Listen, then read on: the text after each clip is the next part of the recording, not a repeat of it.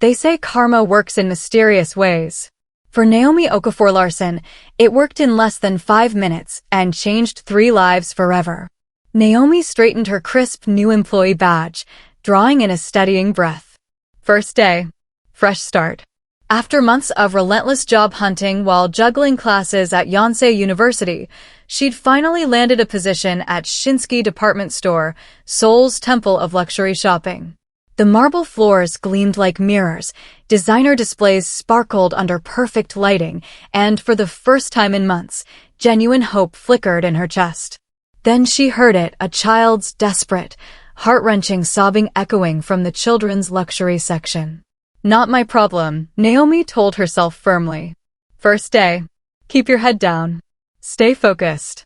But the crying intensified, each sob more broken than the last, the kind of sound that bypasses your brain and stabs directly into your soul.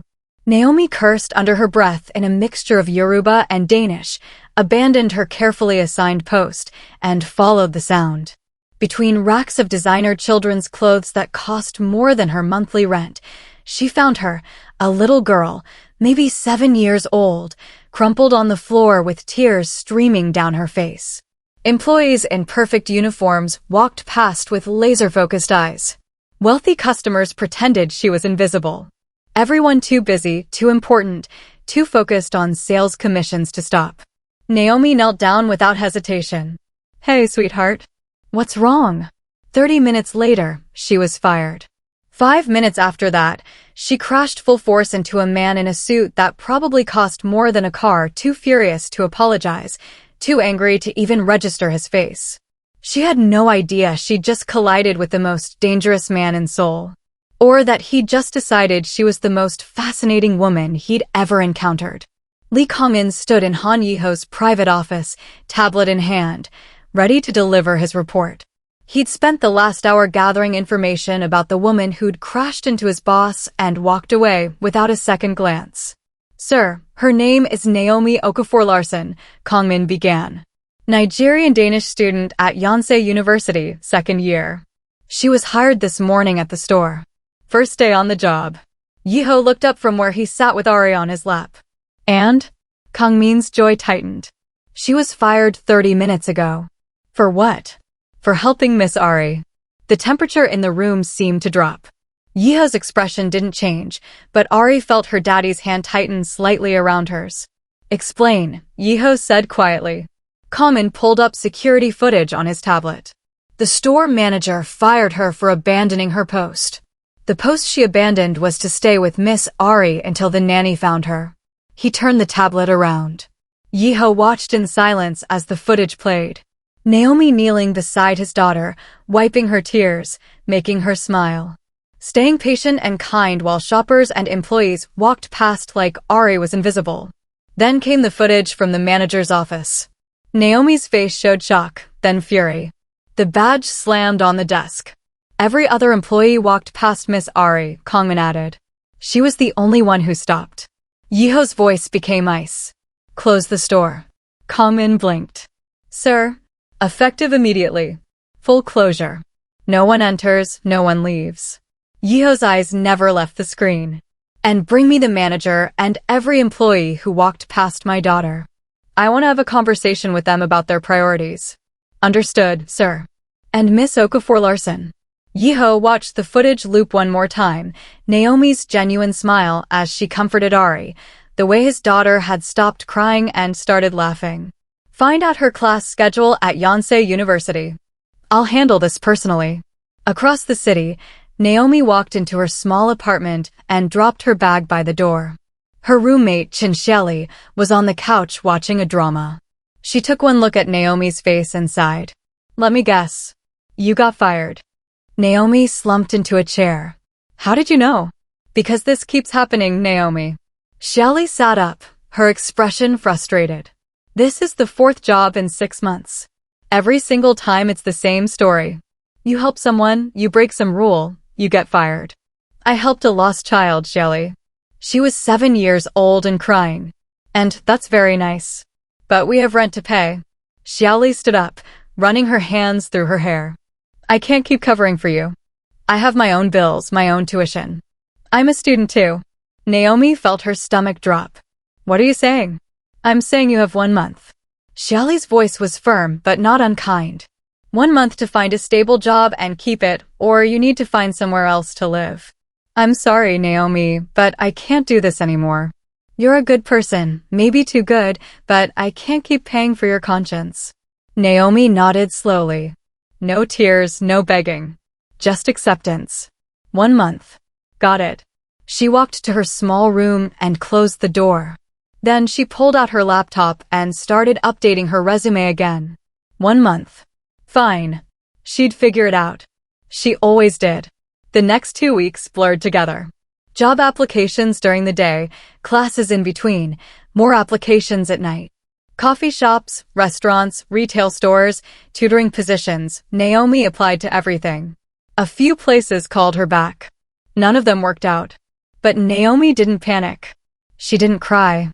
She just kept applying, kept pushing, kept moving forward. That's what she did. That's who she was. She was walking home after a Wednesday afternoon lecture, mentally writing another cover letter, when she saw them. 2 men in dark suits standing by the exit of the lecture hall. They looked completely out of place among students in hoodies and backpacks. One of them was scanning the crowd. When his eyes landed on Naomi, he straightened and nudged his companion. Naomi's eyebrows rose. She kept walking, watching them from the corner of her eye. They were heading straight toward her. The taller one bowed slightly. Miss Okafor-Larsen? Naomi stopped, turning to face them. Her expression was polite but guarded. Who's asking? My name is Lee Kongmin. I work for someone who would like to speak with you about an incident 2 weeks ago at Shinsky department store. Naomi's mind raced. Let me guess. The manager sent you to lecture me about company policy. The manager has been dealt with, Kongmin said smoothly. Mr. Han would like to thank you personally for helping his daughter. Naomi blinked. Then her eyes widened slightly. Wait, the little girl? Ari? Yes.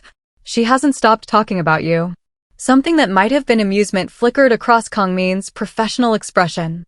Mr. Han would like to invite you to his home this Saturday, at your convenience, of course. Naomi crossed her arms, studying them carefully. 2 grown men in expensive suits tracking down a university student to deliver an invitation. This was either very legitimate or very sketchy, possibly both. Why didn't he just call me? She asked. We don't have your number, Miss Okafor-Larsen. And yet you found my university and knew exactly when my lecture ended. Naomi's tone was dry. Interesting. Kangmin's lips twitched slightly. Mr. Han is thorough. And he wants to thank you in person. Uh-huh. And what if I say no? Then we respect your decision and leave you alone. Kongmin pulled out a business card, simple and expensive looking, just a name and phone number. But Aria's been asking if she could see you again. She was quite fond of you. Naomi took the card, turning it over in her fingers. Han Yiho. The little girl with the tear-stained face and the ridiculous question about marrying her dad. She'd been sweet, genuine, and honestly, Naomi was curious. What kind of father sent men in suits to track someone down just to say thank you? Saturday. What time? She asked. 2 o'clock. We can send a car. I'll get there myself. Just text me the address. Kongmin's expression shifted to something like respect. Of course, Miss Okafor-Larsen. We'll send the details. Naomi watched them leave, then looked down at the card in her hand. Well, this should be interesting. Xiaoli's reaction that night was predictable and loud. Are you crazy? She shouted. Random men show up at your school and you just agree to go to some stranger's house? He's not a stranger. He's Ari's father, Naomi replied calmly from her bed, scrolling through her phone. That you met once, 2 weeks ago. And now he's tracking you down like some kind of, I don't even know what. This is how horror movies start, Naomi. It's not a horror movie. It's a thank you. The kid was sweet. I'm curious. Curious is how people end up on true crime podcasts. Naomi grinned. Then you can be interviewed about what a fearless, beautiful soul I was. Come on, Xiaoli. What's the worst that could happen? Death. Kidnapping. Organ harvesting. I'll text you the address, Naomi said, sitting up. If I don't check in by 5 o'clock, call the police. But I'm going. That little girl asked me to marry her dad. I need to see what kind of man inspires that level of matchmaking from a 7-year-old. Shelley groaned, flopping onto Naomi's bed. You're impossible. I prefer adventurous. Saturday arrived with perfect weather. Naomi dressed in jeans and a fitted top with a casual blazer, the kind of outfit that said she could go from a polite meeting to handling business if needed. Her hair was styled in neat curls, practical and confident. The address Kongin had sent was in Hanamdong, which even Naomi knew meant serious money. She took the subway and then a bus, watching the neighborhoods get progressively fancier, high walls, security gates, houses that looked like they belonged in architecture magazines. When she finally reached the address, she stood outside the gate for a moment, just taking it in. This wasn't a house. This was an estate. Modern, clean lines, the kind of place that screamed wealth so loudly it didn't need to say a word. Well, Naomi muttered to herself, Ari wasn't kidding about her dad having money. She pressed the intercom button. The gate swung open almost immediately, and a woman in a neat uniform appeared, the nanny from the store. Miss Okafor-Larsen, please come in. Ari has been counting down the hours. Before Naomi could respond, she heard it. Naomi. A small tornado in a pink dress came sprinting down the driveway. Ari's face lit up like Christmas morning. Naomi barely had time to brace herself before Ari crashed into her legs, hugging her with pure joy. You came. You really came. I told Daddy you would. Ari pulled back, grabbing Naomi's hand. Come on. I want to show you everything. My room, my dolls, my art project. Daddy's in the living room, but he can wait because I have so much to show you. Naomi laughed, letting herself be pulled along. Okay. Lead the way, boss. The nanny followed behind, smiling. She's been preparing all morning. Cleaned her room 3 times. Naomi raised her eyebrows at Ari, who looked sheepish. I wanted it to be perfect. You're important. Naomi's heart melted a little. You're pretty important yourself, kiddo. They made it approximately 10 feet into the house before Ari stopped abruptly. She turned to face Naomi with very serious eyes. Wait. Before we do anything else, I need to remind you about something very important. Okay, Naomi said, trying not to smile. Ari crossed her arms, trying to look stern but mostly looking adorable. You promised to marry my daddy. Remember? Naomi blinked, then laughed. Ari, I didn't actually promise. Yes, you did. You laughed. And that means you were thinking about it. And thinking about it is basically promising. Ari's logic was iron solid in her 7-year-old mind. So you can't back out now. I already told Daddy you said yes. You told him what? Naomi's eyes widened. That you're going to be my new mommy. He didn't say no, so that means he agrees. It's decided. Ari nodded firmly. Now come see my room. She started pulling Naomi forward again, leaving Naomi somewhere between amused and horrified. Ari, you can't just tell people they're getting married, Naomi tried. Why not? In my shows, when 2 people like each other, they get married. Daddy needs someone nice. You're nice. Perfect. Ari's voice echoed through the hallway. Daddy. Naomi's here and she remembers. She promised to marry you. Naomi wanted to sink through the floor. From somewhere in the house, she heard a low, amused male voice. Is that so? And then he appeared at the end of the hallway. Naomi stopped dead. It was him. The man from the store. The one she'd crashed into. The one she'd been too angry to even look at properly. Tall. Expensive sweater and slacks that probably cost more than her entire wardrobe. Dark eyes that were currently filled with barely contained amusement. And handsome, stupidly, unfairly handsome in that sharp-featured, dangerous way that should come with a warning label. Their eyes met. Recognition flickered through both of them at the same moment. You, Naomi said. You, he echoed. And this time, he didn't hide his smile. The woman who bulldozed into me and didn't apologize. The man who was standing in the middle of a walkway. Naomi shot back without missing a beat. Ari looked between them confused. You know each other? We've met, he said, walking toward them. Though we weren't properly introduced. He extended his hand. Han Yiho. Ari's father. Naomi took it, her grip firm. Naomi Okafor-Larsen. The woman who apparently promised to marry you without realizing it. Yiho's smile widened. Yes, I've heard all about this promise. Multiple times in great detail. I can explain. Please don't, Yiho said, his eyes dancing with amusement. It's the most entertainment I've had in years. Ari, why don't you show Naomi your room? I'll make some tea. Okay. Come on, Naomi. Ari was already pulling her toward the stairs. Naomi let herself be dragged away, but not before catching Yiho's expression. He was still smiling, watching her with open curiosity. This was going to be interesting. Ari's room was every little girl's dream.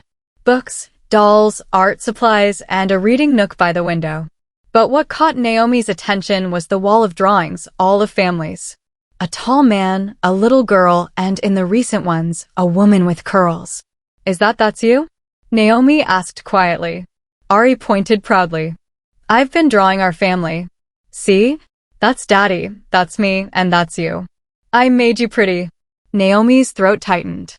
I know you didn't really promise, Ari said quietly, her earlier enthusiasm dimming slightly. But I really like you, Naomi. And Daddy is lonely, even though he pretends he's not. I thought maybe if I asked really nicely, you might stay. Naomi knelt down, meeting Ari's eyes. Hey, I'm here, aren't I? I came back because I wanted to see you. That counts for something. Really? Really? Naomi booped her nose gently. Now, show me this art project you were so excited about. They spent an hour in Ari's room, going through drawings, playing with dolls, and listening to Ari explain the complex political relationships between her stuffed animals. Naomi found herself genuinely enjoying it, her earlier concerns fading. Finally, Mrs. Choi appeared at the door. Ari, let's give Naomi a break. Your father would like to speak with her. Ari pouted but nodded. Okay, but you're coming back up, right? I promise, Naomi said. She followed Mrs. Choi downstairs to a spacious living room where Yiho was waiting, tea already prepared. He gestured to the couch. Please sit. And thank you for humoring Ari's enthusiasm. Naomi accepted the tea he offered and sat down. She's a sweetheart. Very determined about this whole marriage thing, though. She is, Yiho said, settling into the chair across from her. His expression softened briefly. I apologize for that. She's been fixated on it since that day at the store. I've tried to explain that you can't just decide someone is going to be your mother, but 7-year-olds have their own logic. It's okay. She's sweet. Naomi's voice was gentle. Has she lost her mother? Yiho's expression flickered with old pain. 2 years ago. Cancer. It was fast. Ari was only 5. I'm sorry. Thank you. He was quiet for a moment, then straightened. But I didn't invite you here to discuss my personal tragedy. I wanted to thank you properly for what you did. You helped my daughter when everyone else walked past her. That means something. It was basic human decency, which is apparently in short supply, Yiho interrupted. His voice took on an edge. The store has been closed permanently. The manager has been terminated, along with several other staff members who demonstrated similar lapses in judgment. Naomi's mouth fell open. You closed the entire store? I'm in the process of deciding what to do with the property, but yes, it's closed. He said it like he was discussing the weather, like shutting down a luxury department store was a minor inconvenience. You shut down an entire store because they fired me? I shut down an entire store because they created an environment where a lost child could cry for 20 minutes and not one person stopped to help except you. Yiho met her eyes. You helped my daughter and you lost your job for it. That's unacceptable. Naomi studied him, seeing the steel beneath the polite exterior. This was a man used to getting his way, used to fixing problems with money and power. So what now? She asked. You've thanked me. The store is closed. Justice is served. Is that it? Yiho smiled slightly. Actually, I have a proposition for you. Here we go, Naomi thought. I'm listening. I'd like to hire you as my secretary. Naomi raised an eyebrow. As what? My personal secretary. Someone competent, discreet, someone who can handle high-pressure situations without falling apart. And you think I'm qualified for this because you crashed into me and didn't apologize. Because you got fired for doing the right thing and didn't cry about it. Because you just spent an hour with my daughter and treated her like a person, not a trophy. Yiho's gaze was steady. You're smart, you're capable, and most importantly, you're not intimidated by me. Should I be? Most people are. Most people aren't me, Naomi shot back. Yiho's lips twitched. Exactly my point. So, will you take the job? What's the pay? He named a figure that made Naomi's eyes widen slightly. That was significantly more than she'd been making, more than she'd make in 6 months at any retail job. That's generous. That's what competent secretaries earn in my line of work. Yiho pulled out a folder from the side table. Standard contract, 3-month trial period to start. Flexible hours around your class schedule.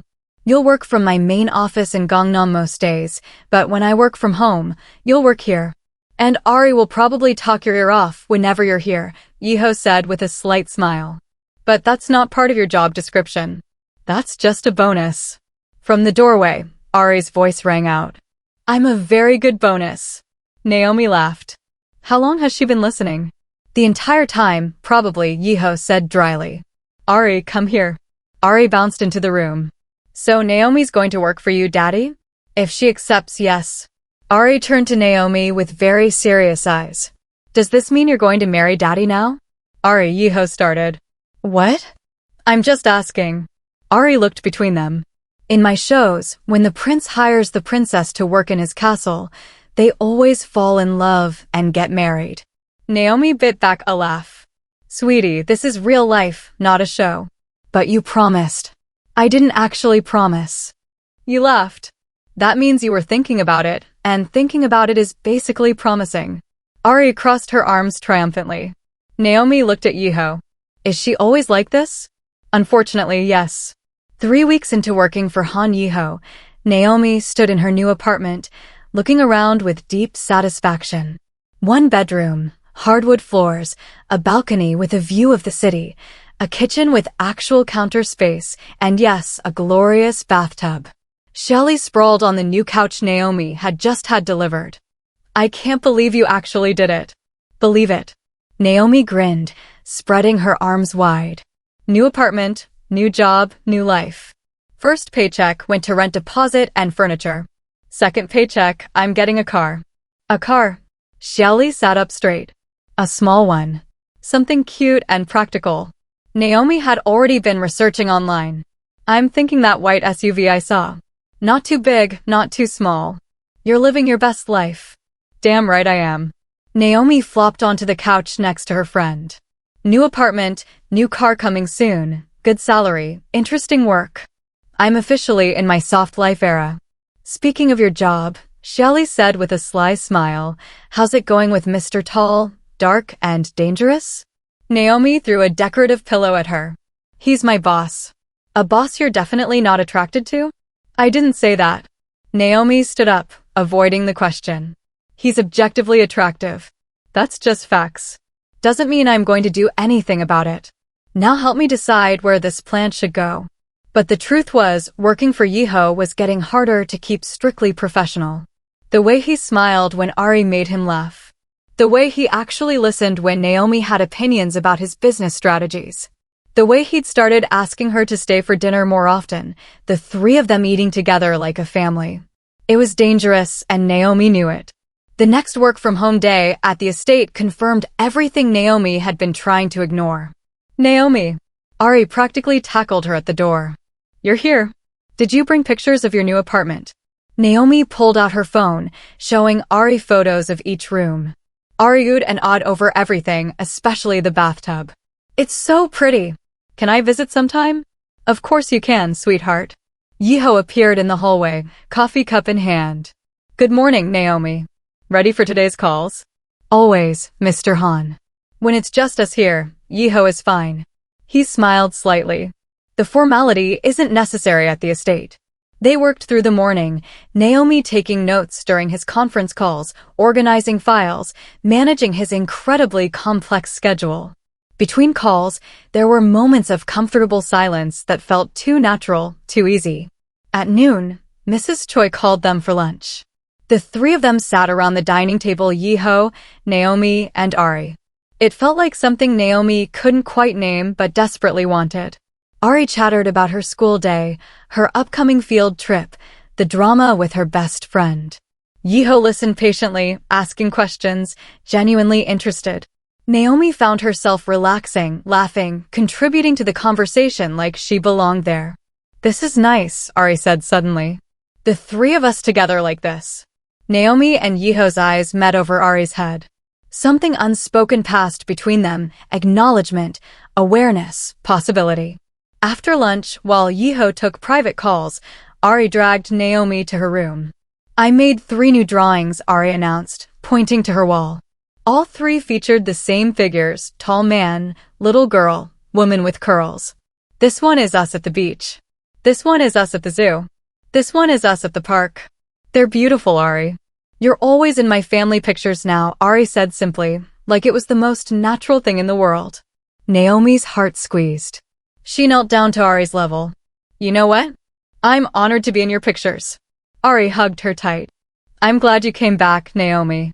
I'm glad you're staying." "Me too, kiddo." "Me too." That evening, driving back to her new apartment in her used car, she'd bought it 2 days ago, Naomi realized something that should have scared her but instead felt right. Somewhere between the job offer and today, this had stopped being just work. 2 months into the job, Naomi bought her white SUV. She drove it straight to Xiaoli's workplace to show off, grinning like she'd won the lottery. Xiaoli circled the car like it was a work of art. "You actually did it. You really bought a car. New apartment, new car, thriving skin, good salary." Naomi leaned against the hood. "I'm living, Xiaoli. Actually living." "And your boss?" Xiaoli asked with a knowing look. "Still just your boss?" Naomi threw her a look. "Yes, still my boss." "A boss you're definitely not catching feelings for?" "Get in the car. I'm taking you for a drive and we're not talking about this." But Xiaoli was right. The lines were blurring. At work, Yiho had stopped just assigning tasks. Now he consulted her. "What's your read on the choice situation?" he'd ask. Naomi would offer her perspective, and he'd actually listen, sometimes changing his entire approach based on her insights. Lee Kongman noticed. "Boss values your opinion more than most of his longtime advisors," he told her one day. At the estate, things were even more complicated. Dinners together had become routine. Naomi stayed overnight more frequently, separate guest room, but still. Her toothbrush appeared in the guest bathroom. Her favorite coffee mug had a permanent spot in the kitchen. Small signs of belonging everywhere. One evening, working late at the estate, everyone else asleep, it was just Naomi and Yiho in his study going over contracts. "You don't have to work this hard," Yiho said suddenly. "The trial period is over. You've more than proved yourself." "I know. I want to." Silence fell between them, heavy with things unsaid. Naomi. Yiho. They both started at the same time, then stopped. Nervous laughter filled the space. The moment passed, but the tension remained. Ari's matchmaking campaign intensified daily. "Daddy, doesn't Naomi look extra pretty today?" she'd say at breakfast. "Naomi, don't you think Daddy looks handsome in that suit?" she'd ask during dinner. She'd arrange for them to sit together during movie nights, accidentally need both of them to tuck her in, draw pictures of them holding hands. One evening, Ari cornered Naomi with serious eyes. "Naomi, do you like my daddy?" "Of course I like your dad. He's a good person." "No, I mean like. The way princesses like princes." "Ari. Because I think he likes you. He smiles more when you're here. He laughs at your jokes. He looks at you different." Naomi's heart raced. "Sweetheart, it's complicated." "Why?" "You're both not married. You're both nice. You both make each other happy." Ari's 7-year-old logic was devastating in its simplicity. Naomi couldn't argue with that. The almost kiss happened during a movie night. Ari fell asleep between them on the couch, her head on Naomi's lap, feet stretched toward Yiho. They carefully carried her to bed together, moving in sync like they'd done it 100 times. Walking back downstairs, they stopped in the hallway at the same moment. Standing too close. The air felt thick. Yiho's hand came up, almost touching Naomi's face. Naomi's breath caught. Then Mrs. Choi appeared at the end of the hall. "Mr. Han, phone call from Beijing. They say it's urgent." The moment shattered. Yiho dropped his hand. I'll take it in my office. He walked away, but not before Naomi saw the look in his eyes: want, frustration, restraint. That night, lying in the guest room, Naomi stared at the ceiling. She was at the estate 5 nights a week now. Her own apartment was becoming more storage than home. She had feelings for her boss. He clearly had feelings for her. And a 7-year-old was actively trying to push them together. Something had to give. The question was, who would break first? 3 days later, her university friend Marcus Chin asked her out. A blind date with his friend David. Naomi surprised herself by saying yes. Maybe she needed perspective. A reminder of normal life outside Yiho's intense world. Maybe dating someone else would help her get control of these feelings. She didn't mention it to Yiho. Why would she? He was her boss, not her boyfriend. But Saturday evening, sitting across from David Kim at a nice restaurant, making polite conversation about stock portfolios, Naomi's mind wandered. I wonder if Ari finished her art project. Did Yiho eat dinner alone? Then she glanced across the restaurant and froze. Han Yiho sat alone at a table, watching her. Oh no. Naomi excused herself from the table. Bathroom. Be right back.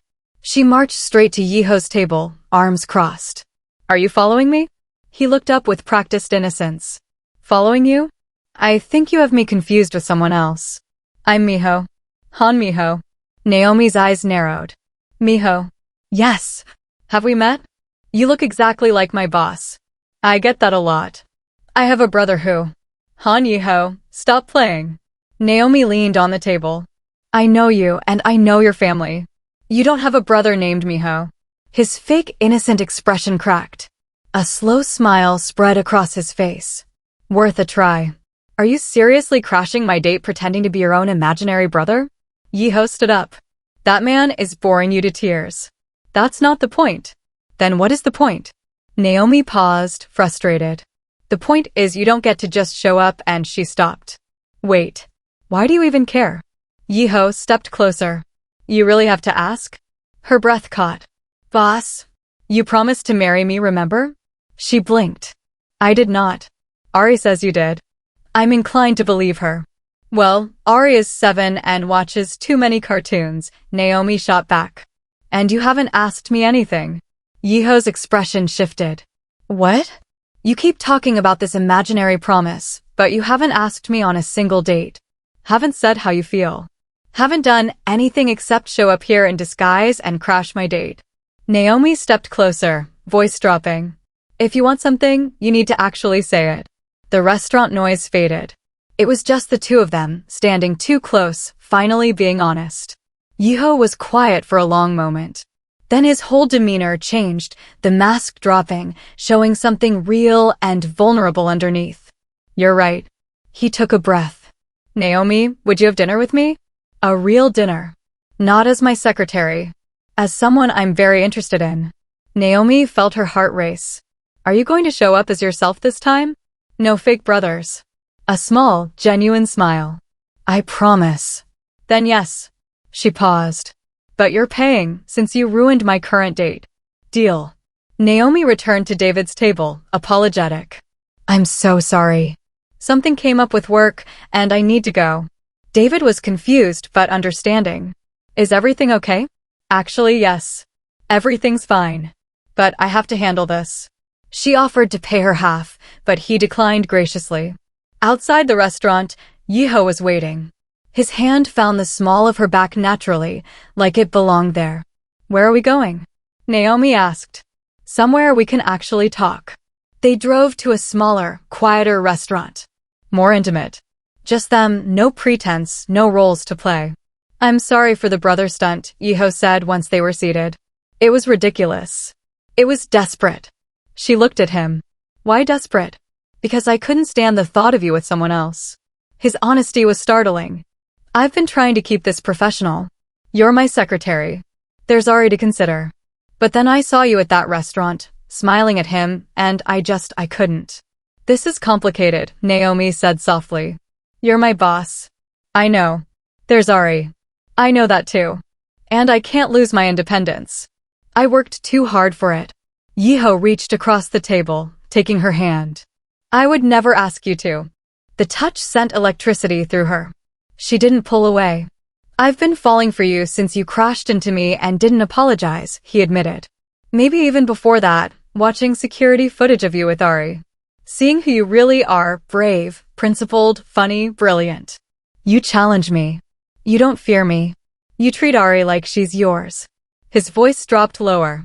I don't want to be just your boss anymore. Naomi was quiet for a moment, her heart pounding. I've been trying not to fall for you, she finally said. How's that working? A small smile. Terribly. Good. They sat there, hands clasped across the table, finally honest. No more pretending, no more professional distance. Just Naomi and Yiho, figuring out what came next. That night, Naomi didn't go back to her apartment. She went back to the estate. To Yiho's room, not the guest room. And for the first time, everything felt exactly right. 3 weeks had passed since Yiho crashed her blind date, and Naomi thought she'd seen everything his world had to offer. She was wrong. It started like any other Tuesday morning. Naomi sat at her desk organizing Yiho's schedule when Lee Kongmin burst through the door. His face was tight with worry, which was unusual for him. Boss, we have a problem, Kongmin said quickly. The young syndicate is backing out of the warehouse deal. Yiho looked up from his papers. His expression went cold. Backing out how? They want double their percentage. And they're making threats. Naomi's stomach dropped. She'd heard about the young family. They were dangerous. Set up a meeting, Yiho said. Tonight. Neutral location. He turned to Naomi. You should go home. She crossed her arms. Why?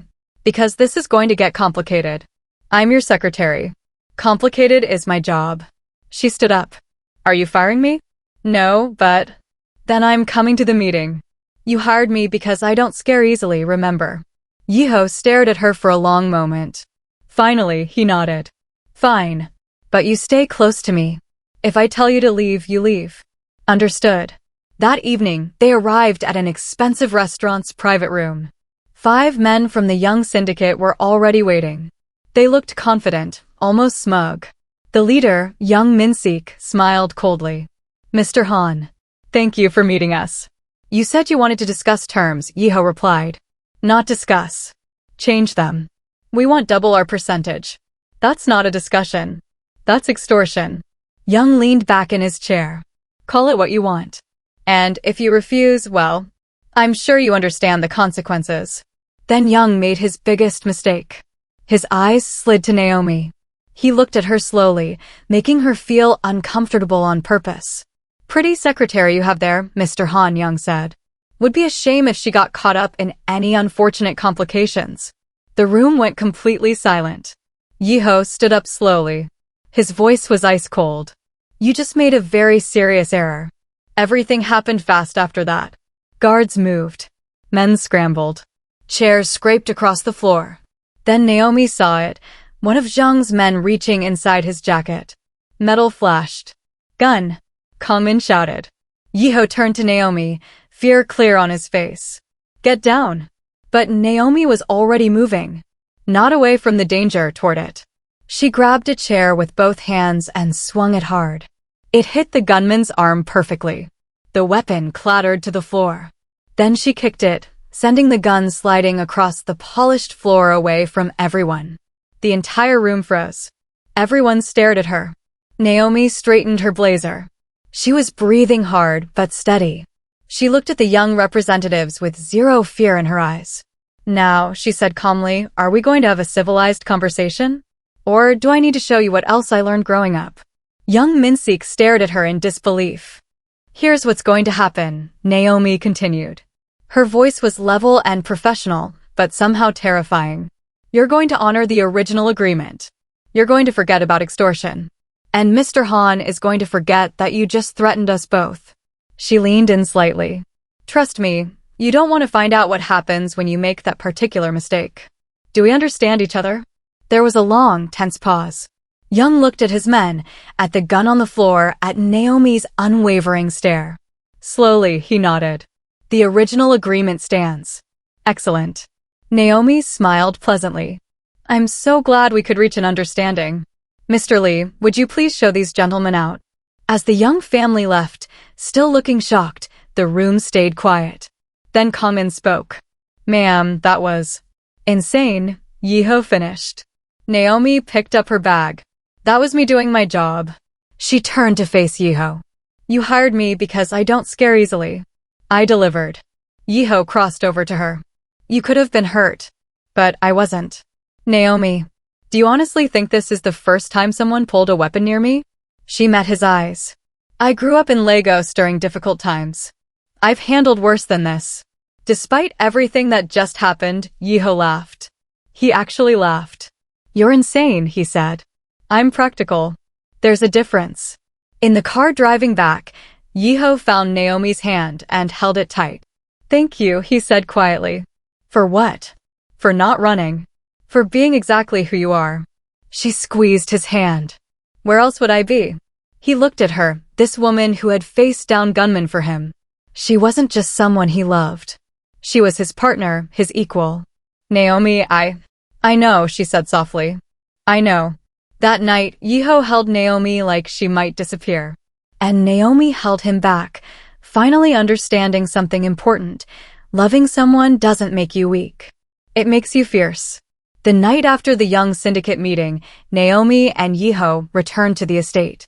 Ari was already asleep, unaware of what had happened.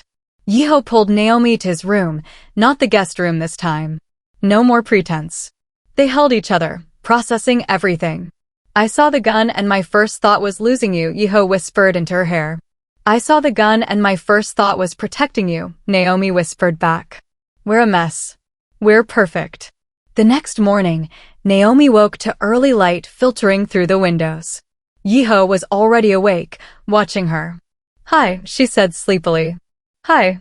He cupped her face and kissed her soft, thorough, claiming. When they broke apart, he rested his forehead against hers. I can't pretend anymore, Naomi. Good. Neither can I. 3 days later, they decided to tell Ari. Dinner at the estate, the three of them around the table like always. Naomi and Yiho kept exchanging glances, smiling at each other. Ari was chattering about her day when she suddenly stopped mid-sentence. Wait. Her eyes narrowed suspiciously. They froze. You're being weird, Ari announced. We're not being weird, Naomi said quickly. Yes, you are. You keep looking at each other and smiling. Ari gasped dramatically. Did you finally start dating? Naomi and Yiho exchanged glances again. Well, Yiho began. Ari screamed. A happy scream. She jumped out of her chair and did a victory dance around the dining room. I knew it. I told you. I told everyone. You promised to marry Daddy and now you're dating. I didn't actually promise, Naomi tried. Yes, you did.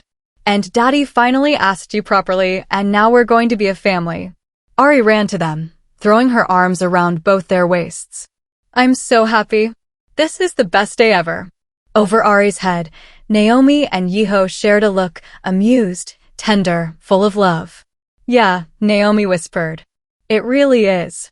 Over the next 3 months, they built their life together.